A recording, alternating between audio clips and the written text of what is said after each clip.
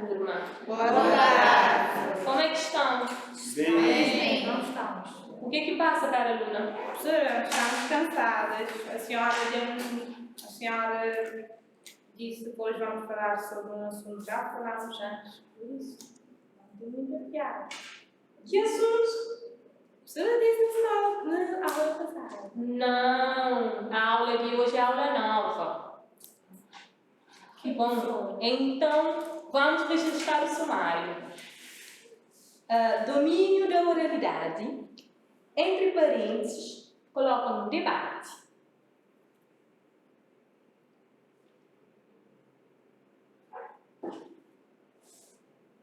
Precisam que eu repita o sumário? Não. Está bem. Então, vamos dar continuidade à nossa aula. Como podem ver, aqui no quadro está projetada uma imagem. Eu quero que, por favor, descrevam a imagem, o que vem na imagem. Camila pode falar. Professora, tem pessoas reunidas aí a conversar sobre algum assunto. Professora, parece que é uma conversa formal porque estão trajados de uma forma bem elegante, com blazer, gravatas. Tem café. Sim. Domingos? Pela imagem, tudo indica que é uma reunião de trabalho. Isso porque as pessoas estão vestidas de uma forma formal e parecem estar a conversar sobre um determinado assunto. É isso, basicamente. Professora, também podemos ver na expressão facial dos elementos que a conversa está interessante, que não é uma coisa triste, que estão a interagir uns aos outros, mas estão com uma cara de interação. Professora, eu acho que estão numa reunião porque eles estão com o computador, também cadernos, o café está em cima da mesa. Tudo indica que estão a fazer uma reunião de negócio ou de qualquer coisa. Porque há os gráficos também. Sim, exatamente, concordo convosco. Obrigada pela vossa opinião. Na verdade, aqui na imagem estão a fazer um debate. Estão a debater sobre algum assunto específico que tem a necessidade de ser falado para chegar a um acordo ou talvez não. Podemos ver que aqui temos 3 conceitos de debate. Alguém quer ler? Érica? Para ler tudo, professor. Não, pode ler uma definição, outros colegas vão ler os outros. Ok. Debater é discutir um determinado tema, não forçosamente para chegar a um consenso, mas seguindo a máxima da discussão, nasce a luz. Érica, o que é que entendes pela expressão da discussão nasce a luz? Os colegas podem ajudar também. Da discussão nasce a luz. É como, ao falarem, através do que transmitem, nasce uma solução. A luz está a referir a uma solução para um determinado problema. Exatamente. Carla? Eu posso ler a segunda. Sim, isso mesmo. Debater é confrontar o nosso ponto de vista com o de outro. Quem mais quer ler? Fernanda? Debater é apresentar argumentos, articulá-los a partir dos argumentos do outro. Como é que podemos articular argumentos através de argumentos do outro? Camila? Professora, por exemplo, a Fernanda fala alguma coisa e através do que a Fernanda diz, eu posso reforçar a ideia com outros conhecimentos ou posso também contrariar ideias colocando também exemplos. Colegas, concordam com isso? Sim, professora. Posso basear na opinião de uma pessoa para aprimorar a minha opinião. Exatamente. Mas sem fugir do tema, do foco que está a ser debatido. Isso mesmo que eu iria acrescentar. Já vi que estão informados em relação ao que é argumentar em relação ao argumento do outro. Aqui temos, fazer um debate exige que algo que devemos saber em concreto. Alguém pode ler? Sim. Slade?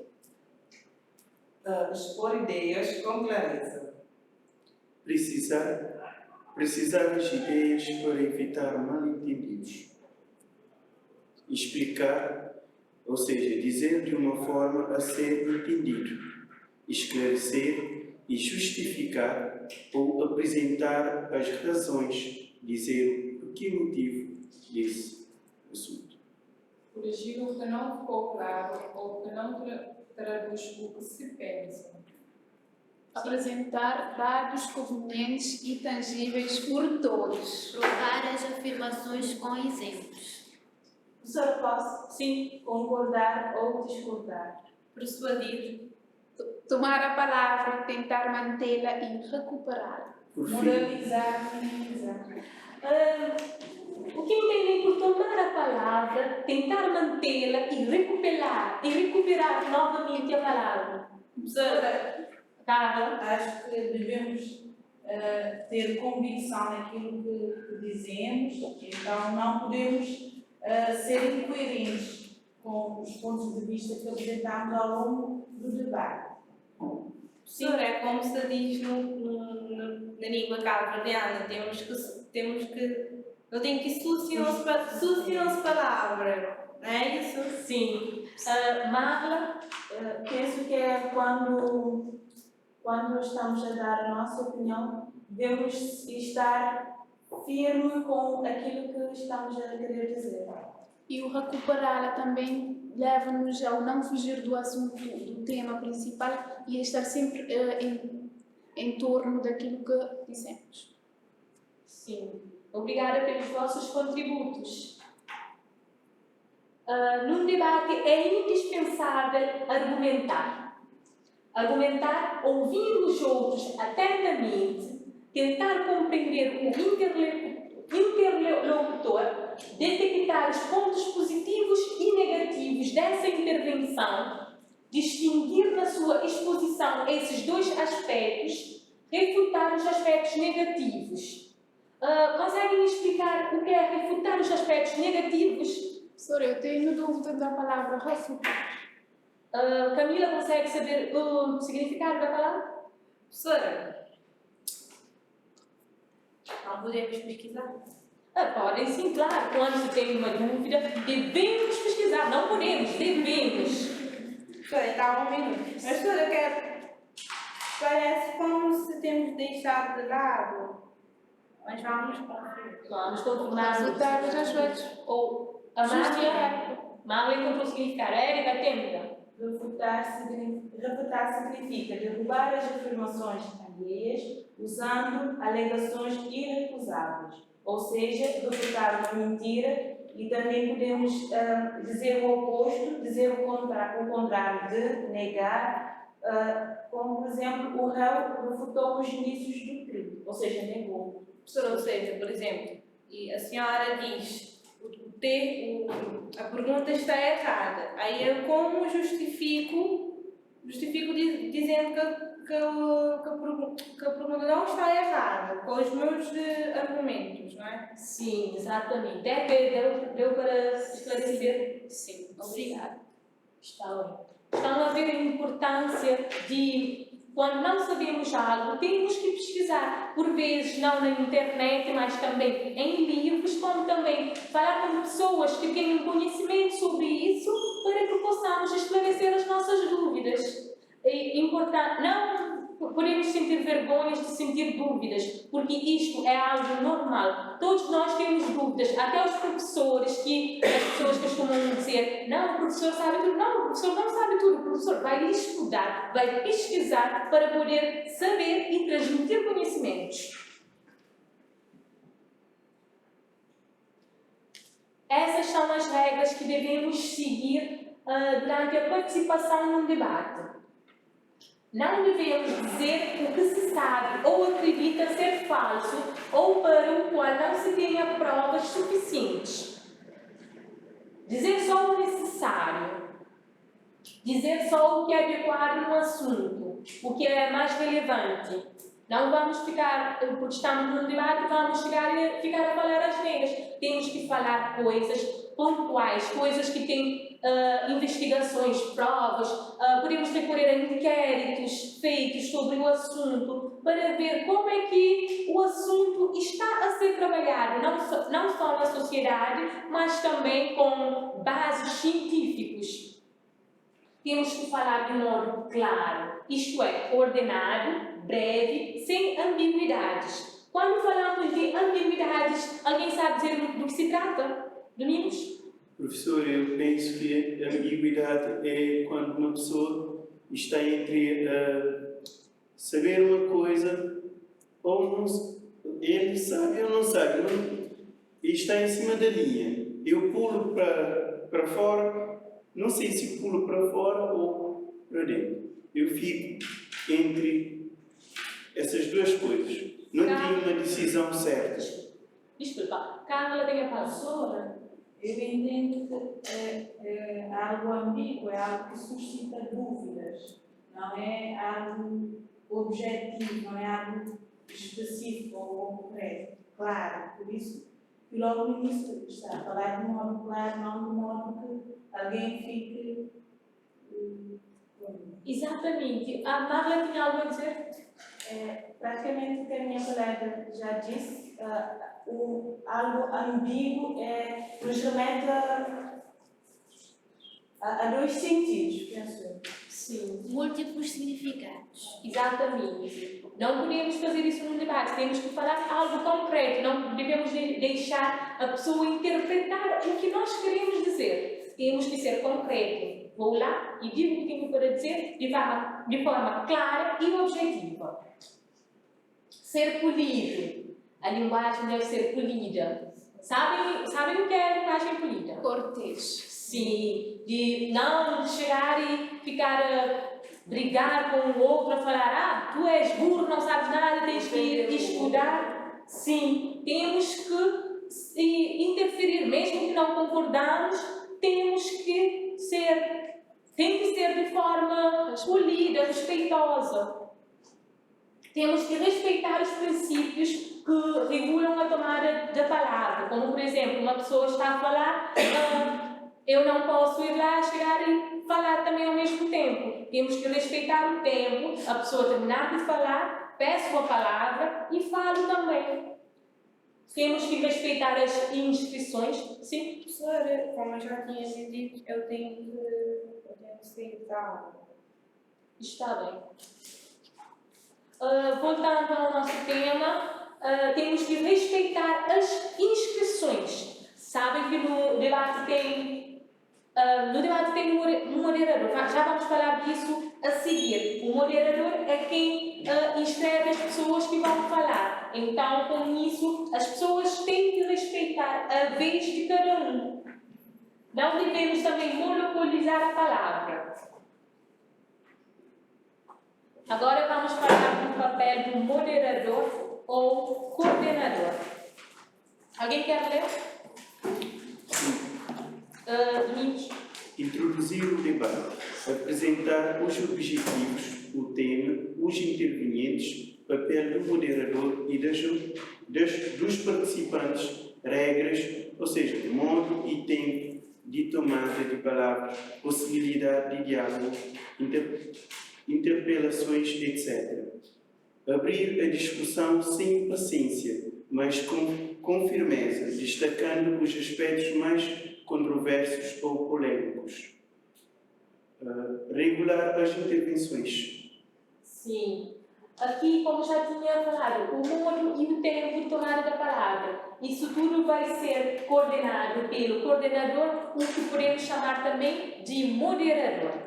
Ele vai fazer as inscrições das pessoas que desejam falar e também vai determinar o tempo que cada um fala. Se por acaso uma pessoa extrapolar o tempo, o moderador tem que parar essa pessoa, porque a sua vez já terminou, e dar a palavra à pessoa a seguir. Também o moderador tem que respeitar a possibilidade de diálogo entre os intervenientes. porque normalmente, por exemplo, a Érica tem a palavra, ela diz uma coisa que afeta a Fernanda quer logo rebater, e com isso o moderador tem que estar ciente, perceber isso e fazer com que esse diálogo flua naturalmente.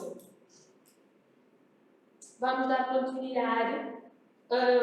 Ao dirigir, o moderador deve dirigir, centrar o debate. Se o moderador ver que há desfocalização do tema, ele tem que retomar o tema, focalizar o debate novamente. Tem que relançar a discussão, fazendo novas questões, abordando novos caminhos para chegar à luz do debate, como já tínhamos referido anteriormente. Ele tem que reformular as intervenções, clarificando-as e reenviando ao grupo as opiniões expressas, sem dar as suas opiniões pessoais e sem influenciar o grupo. Como podem ver, o moderador não pode dar a sua opinião pessoal. Ele pode sim retomar a palavra, concentrar o debate no assunto, mas não pode dizer: eu penso que na minha opinião, tem que ser assim ou assado, porque este vai contra o papel do moderador. Também tem que assegurar a boa circulação das ideias entre os intervenientes, porque pode colocar questões, pode fazer com que haja novas ideias, que haja fruição do debate. Também deve favorecer a permuta de opiniões, dar a palavra a todos, mas também não deve forçar o participante a falar. Se o participante não quer falar, o moderador não deve: não, eu te dou a palavra, tens que falar. Não, o moderador não pode fazer isso. A palavra deve ser dada de acordo com a inscrição das pessoas. Se por acaso o Domingos está a debater, mas ele não quer falar no momento, ou mesmo se ele não quiser falar, o moderador não deve insistir e nem obrigá-lo a falar. Ele tem que falar de acordo com a sua vontade, se quiser. Fazer oportunamente o ponto da situação, suscitando tomadas de posição, conclusões e decisões. Este é um papel do moderador. Ele tem que fazer com que, também, se por exemplo, a Marla fez uma pergunta a Celeide no debate. Se a Celeide for responder a pergunta e estiver fugindo da resposta, a moderadora tem que intervir, falar com a Celeide, que tem que responder a resposta. Se não souber, a Marla pode esclarecer se ela souber. E mesmo que a Marla souber e quiser esclarecer, não pode ir falar com a Celeide de uma forma para ser mal educada, porque ela sabe, a Celeide não sabe, não pode menosprezar a Celeide. Tem que esclarecer os fatos de forma cordial, claro, objetivo e ser polido, como já tínhamos referido anteriormente. O moderador também deve concluir o debate apresentando a síntese final. Deve fazer uma síntese de tudo que foi retratado durante o debate para fechar o debate.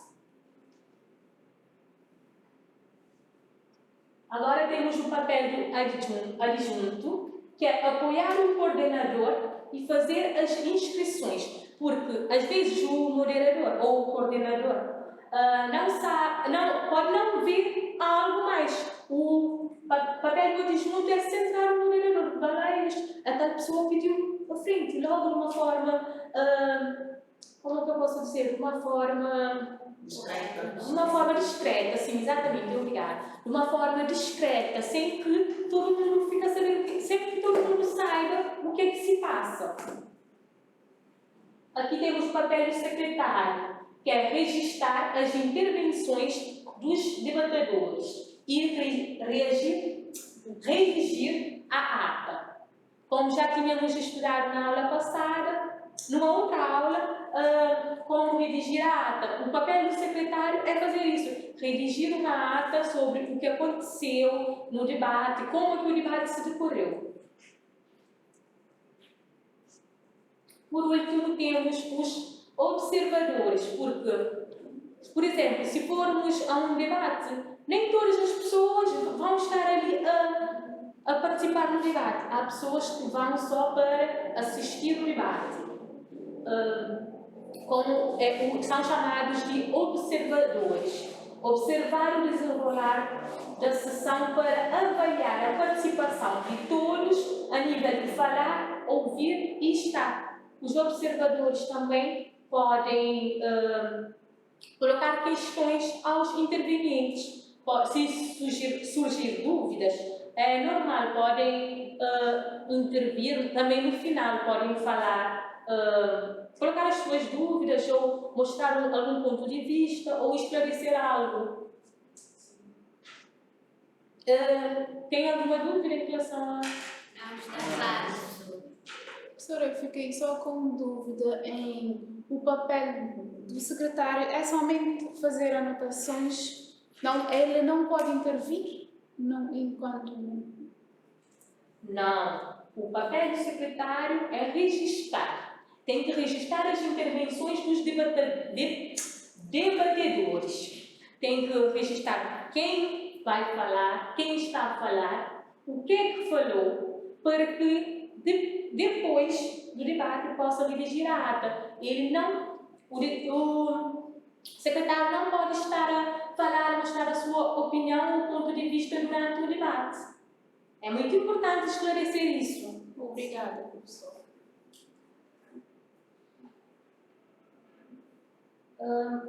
Agora vamos assistir um vídeo que vai ser como um resumo do que já falamos aqui. E eu gostaria que prestassem atenção e também tomassem algumas notas para depois comentarem, especificarem e complementarem a matéria dada. Porque há vários alunos que gostam de assistir a vídeos para consolidar a matéria, sendo que só o professor a falar por vezes não entra 100%. Então, por isso, trouxe esse vídeo para consolidar. Prestem atenção.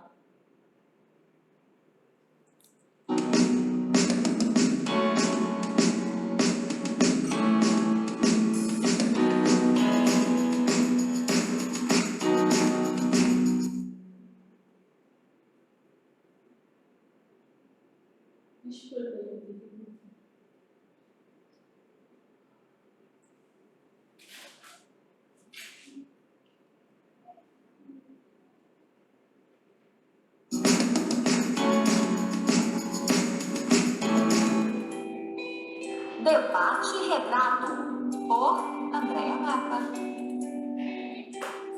É um texto argumentativo oral que acontece quando duas ou mais pessoas se reúnem para discutir um tema que geralmente é polêmico.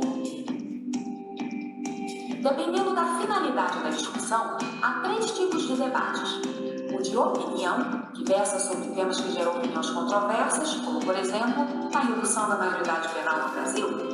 O deliberativo, que trata das questões que precisam ser decididas pelo coletivo, por exemplo, o uso dos espaços públicos na escola.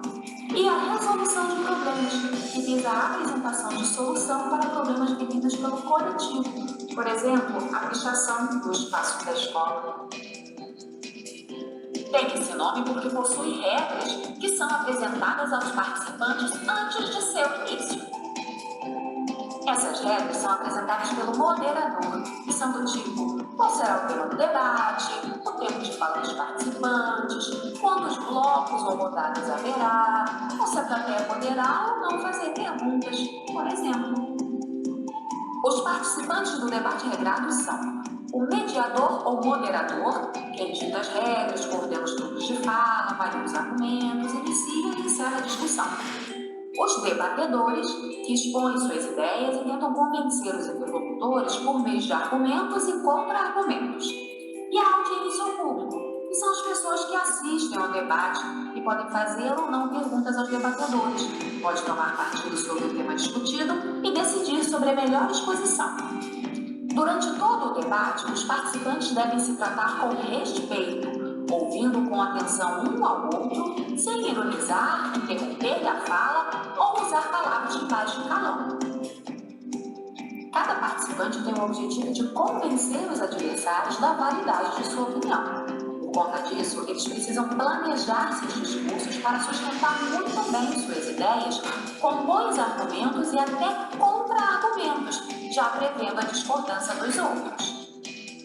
Ou seja, além de estudar bem o assunto com antecedência, para selecionar o tipo de argumento mais apropriado ao percurso argumentativo a se trilhar, os debatedores precisam dominar os mecanismos de trocas discursivas, os turnos de fala, isto é, as réplicas e tréplicas.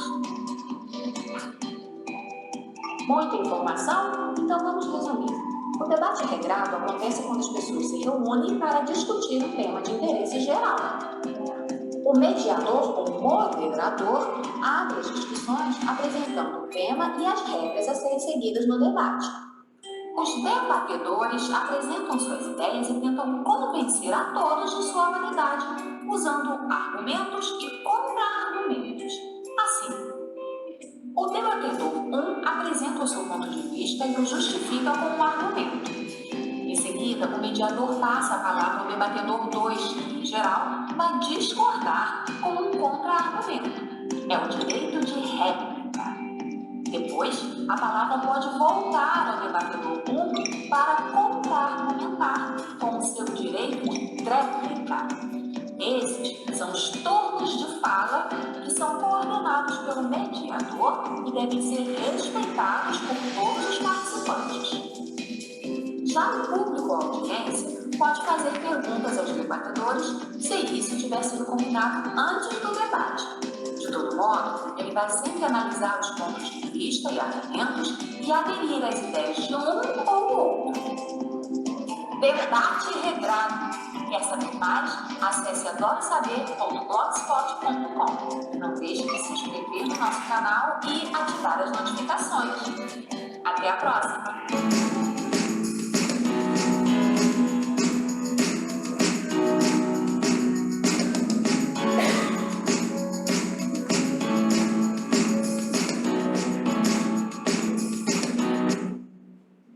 Bom, terminamos de ver o vídeo. Agora eu gostaria de saber a vossa opinião, o que acharam. Fernanda, tem a palavra. Durante o vídeo, a princípio, debate regrado é um texto argumentativo, oral, de interesse do geral dos debatedores. Tem um nome de regrado porque possui regras que é apresentado pelo moderador e existem 3 tipos de debate: de opinião, deliberativo e resolução de debates, e também é constituído por um mediador, debatedores e audiência ou público. Durante o debate tem de haver um tratamento com respeito e com o objetivo de convencer cada participante da sua validade de opinião. Exatamente. Mais contributos? Professora, como a minha colega já disse, foi assim que eu entendi que há 3 debates. Debate de opinião. Eu entendi que debate de opinião não os debatedores podem chegar a um consenso ou não, porque é um debate de opinião para expor as ideias. O debate deliberativo e a resolução do problema. Também aprendi que temos que respeitar as intervenções de cada debatedor.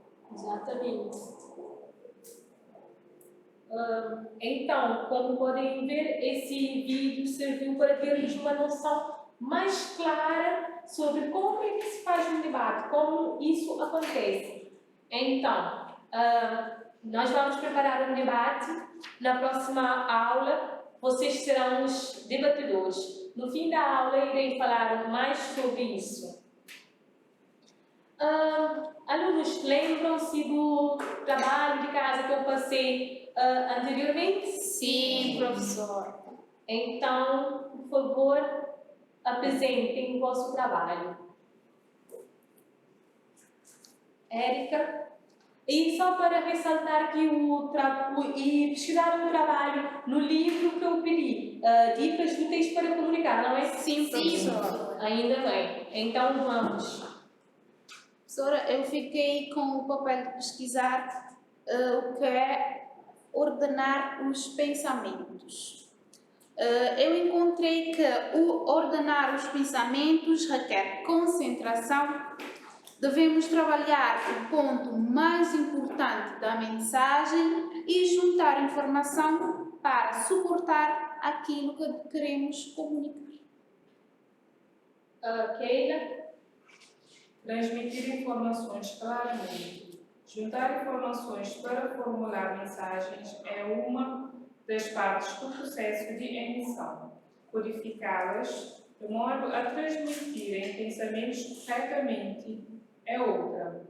Quando decidimos o que vamos dizer, devemos pensar nas relações existentes ou que desejam construir com os receptores. Se formos sensíveis aos interesses dos receptores, será muito mais fácil conseguir fazer passar a mensagem.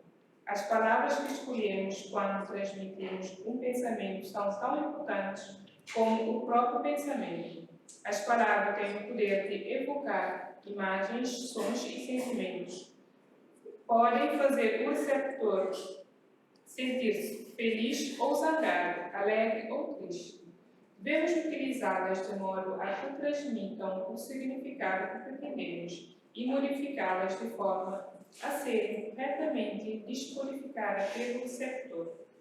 Há vários níveis de informação que podemos comunicar e que têm de ser corretamente transmitidos e quisermos que os compreendam. Por exemplo, A Fernanda vai dar uns exemplos, não é? Não precisaste? Descrever fatos. Um vendedor está a vender um produto. É barato e é azul, diz ele. O que ele quer transmitir é que o dinheiro será bem entregue e a cor é conhecida pelos seus efeitos calmantes. Mas, a não ser que o transmita, o receptor poderá não estar disposto a ultrapassar a aversão que tem ao azul. Sim, aqui podemos ver que o vendedor pode nos dizer: azul é bonito, compra, mas ele pode não gostar do azul, mas ele não está a deixar isso evidente para quem vai comprar. É isso que quer dizer. Professora, é uma estratégia do vendedor para que ele possa vender o seu produto. E encontramos isso muito na nossa sociedade, nas lojas, por exemplo, aqui na Sucupira, quando vamos comprar uma coisa, mesmo que não queremos a coisa, e que o vendedor também talvez nem goste da coisa, ele fica dizendo: isso é bonito, leva, olha como fica bonito em você. Então eu acho que é uma estratégia do vendedor vender o seu produto. Exatamente. E quando chegamos em casa, vamos usar a coisa e não gostamos porque é feio. Sim, professora, é como costumo ouvir na língua cabo-verdiana, no Stimbanca sabe. Então, eles sempre dizem isso para atrair mais clientes, mas às vezes o produto não satisfaz a vontade do comprador. Exatamente, é isso mesmo. Já entenderam o que se quer dizer aqui. Outros contributos? Dar opiniões. Por exemplo, o Benfica vai ganhar a taça. Podem dar a impressão de que são um facto ou uma previsão, em vez de exprimirem uma opinião pessoal baseada na simples convicção de que o Benfica é a melhor equipa do mundo. O receptor pode sentir que não há espaço para o debate. Exatamente.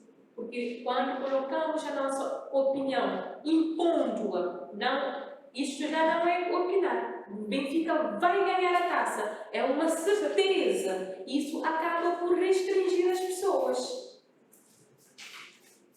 Mais contributos?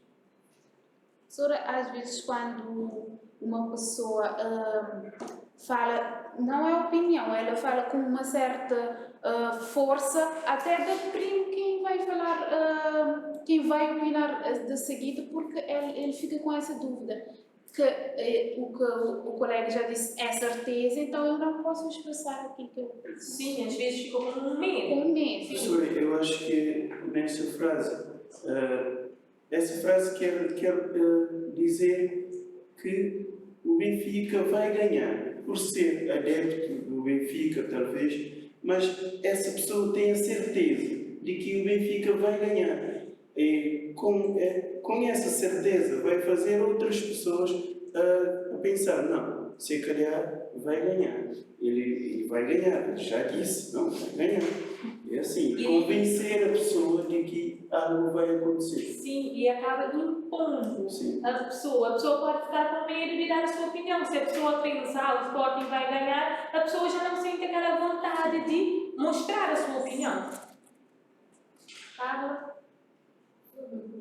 Nós primeiros sentimentos e dizer isso serve como uma forma de abreviar de elogio, significando fez um trabalho excelente, provavelmente não transmitirá a gratidão sentida ou não é suficientemente apreciativo, de modo a que o receptor possa julgar que nem valeu a pena o esforço. O que é que podíamos aprender com isto? É o mesmo que eu disse, dizer a alguém isso serve como desvalorizar ou desconsiderar aquilo que foi feito. Mas podemos usar, exprimir os nossos sentimentos usando palavras que mostram que nós valorizamos e consideramos o esforço do outro. Exatamente. Por exemplo, fez um excelente trabalho, gostei de mostrar os nossos sentimentos, em vez de isto serve. E muitas vezes não pensamos em como a pessoa pode se sentir quando a pessoa esforça-se para fazer algo e nós vamos ali dizer, isso serve, como se não importássemos. Às vezes as pessoas se esforçam para nos agradar e desvalorizamos isso. Temos que estar cientes nestas situações. Sileide? Sim, professora. Também nós devemos usar corretamente a linguagem. A linguagem é o filtro através do qual os pensamentos e as experiências podem ser comunicados. Muitas vezes, uma palavra pode ter múltiplos significados, consoante o contexto em que está inserida. Por exemplo, a palavra inglesa form pode significar um formato, uma espécie, uma turma de escola, um documento que se preenche, um banco ou até um registro criminal. Todos temos diferentes tipos de pensamentos e ideias para comunicar, desde simples constatações de fatos, como por exemplo, o céu é azul, até outros mais complexos, como por exemplo, penso, logo existo, mas até mesmo quando falamos em linguagem corrente. O uso dessa linguagem está muito longe de ser uniforme. O significado que atribuímos às palavras pode nem sempre refletir a definição que vem no dicionário, dependendo ainda da maneira como aplicamos as palavras que nós utilizamos. Eu entendi que nós temos que usar uma linguagem adequada para cada ocasião. Ou seja, se estamos numa reunião, temos que utilizar uma linguagem adequada para uma reunião. E quando estamos numa sala de aula, temos que utilizar uma linguagem para a sala de aula.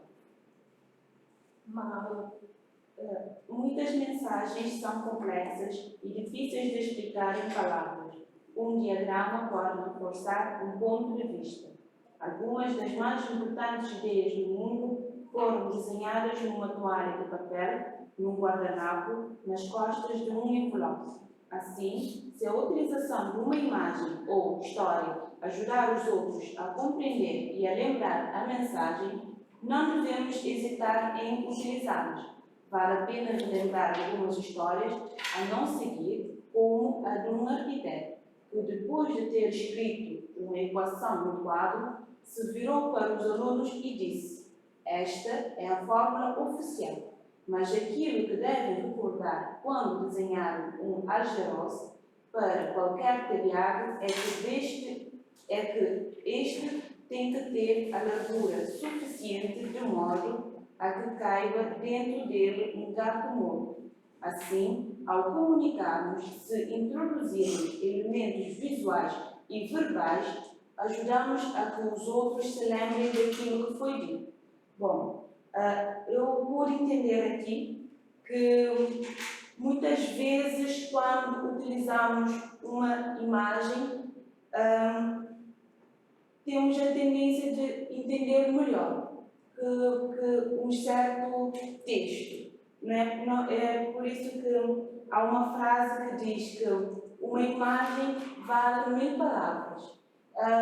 Só um exemplo, no caso que eu fiz uma experiência, eu tinha que ler um livro, mas só que esse livro era muito gordo, assim. Então, só que havia filme que retratava a história do livro. Então, eu fui logo ver o filme e pude compreender o que o livro estava a retratar. E é o mesmo que a imagem. Às vezes nós entendemos a imagem porque frases, essas coisas. Sim, exatamente. É por isso que eu trouxe um vídeo, porque assim poderão acompanhar a imagem, o áudio, e não só o professor a falar, porque por vezes é importante trazermos para a sala de aula um vídeo, uma imagem para os alunos compreenderem melhor a matéria. E tudo isso que vocês pesquisaram no livro vai servir para saberem como comunicar, como falar, como estar. Isso tudo ajuda-nos no momento do debate, e não só na oralidade, quando falamos, como falamos e o que podemos ou não podemos falar. Há outros contributos como a utilização da voz. É muito importante quando estamos na oralidade, quer no debate, quer numa aula, quer em qualquer atividade. É importante sabermos que a voz é um meio poderoso para conquistarmos a atenção dos outros e criarmos uma atmosfera positiva que encoraje os outros a ouvir-nos. Porque, imaginem, por exemplo, estou num lugar a dar uma conferência, estou ali.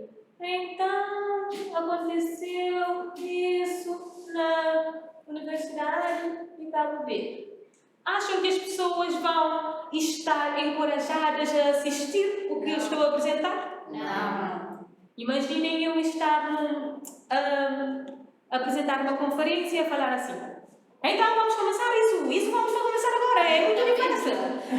Então, não vão gostar do timbre da minha voz, não vão entender mesmo o que estou a falar. Então, é importante levar em conta o timbre e tom, a velocidade, a ênfase. No timbre e tom, encontrei neste livro que as vozes mais graves transmitem solenidade e são levadas mais a sério. Uma voz fina ou estridente é geralmente associada a uma pessoa uma pessoa que tem um temperamento que é descontrolada, que chega e fala o que pensa, não quer saber se vai magoar os outros ou não, se vai ofender ou não. Mas até o timbre mais alto pode variar de grave a agudo, e por isso deveremos habituar-nos a utilizar o mais grave até que o façamos de uma forma natural. Usar um tom de voz modulado mostra que sabemos o que fazemos e inspira confiança nos outros. A velocidade. A velocidade foi o exemplo que eu dei agora. Como falar devagar, não inspira confiança nas pessoas no que vamos transmitir. Falar rapidamente também acontece a mesma coisa. Então, temos que focalizar a nossa voz, saber o que falar, como falar. Não é chegar aí, espalhar tudo que eu tenho para dizer, sair e ir embora. Não é assim. Temos que concentrar, falar paulatinamente, mas com uma frequência de voz alternada, porque se uma pessoa estiver a falar só de uma forma, a mesma voz durante todo o tempo, faz com que a pessoa cansa e dá sono também. Por isso, às vezes, é importante falarmos baixinhos para despertar a atenção das pessoas, porque as pessoas vão dizer: o que será que ela está a dizer? Vai ficar curiosa, vai prestar mais atenção. Essas são dicas que podemos usar na oralidade. Também uma dica importante para quando estamos a debater é escutar. Não é porque vamos debater que vamos só pensar em falar no que falar. Não, temos que aprender a escutar. E quando escutamos alguém a falar, devemos comunicar tanto como quanto somos nós a falar. Porque até podemos estar a escutar atentamente, mas se não demonstrarmos, o interlocutor não adivinhará. Por exemplo, estou a falar, cada um está a fazer a sua vida. Assim, o interlocutor fica desmotivado, não consegue expor todas as suas ideias. Por exemplo, podemos estar sentados, quando o interlocutor está a falar, fazemos sinais com a cabeça, estamos a entender, ou algumas reações para mostrar o interesse. Justamente porque o próximo ponto é demonstrar interesse. Temos que demonstrar que estamos interessados, envolvidos no que se diz. Érica? Professora, a senhora apresentou o exemplo de ficar a demonstrar que estamos interessados, mas por vezes o professor está a falar, nós os alunos estamos tão longe, mas ao ver o professor começamos a fazer com a cabeça que sim, quer dizer que estamos a entender, mas afinal às vezes estamos um pouco distraídos e começamos a dizer sim, professor. E aí o professor pergunta: já entenderam? Sim. Mas devemos evitar isto. Não podemos estar a fazer isso, porque imagina agora o professor pensar que a matéria está consolidada, que os alunos já entenderam. Afinal de contas, os alunos não entenderam e temos problemas depois na prova ou em algumas questões. Estão a ver? Bom, meninos, agora vou distribuir os papéis para que na próxima aula possamos realizar o nosso debate. Espero que se empenhem, pesquisem sobre o tema. Por favor, registrem o tema no caderno.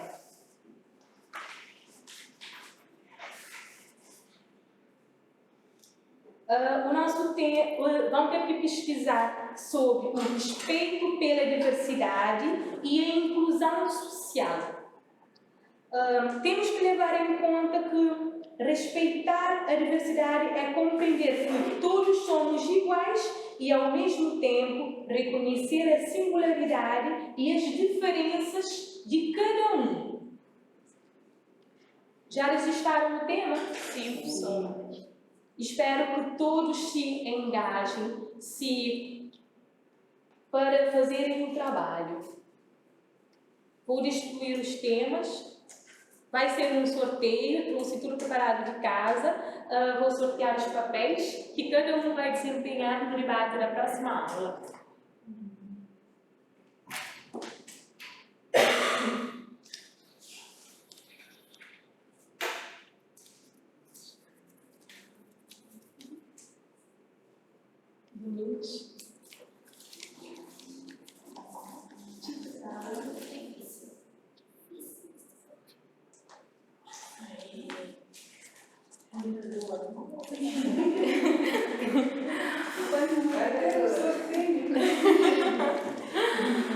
Bom, meninas, assim terminamos a nossa aula de hoje.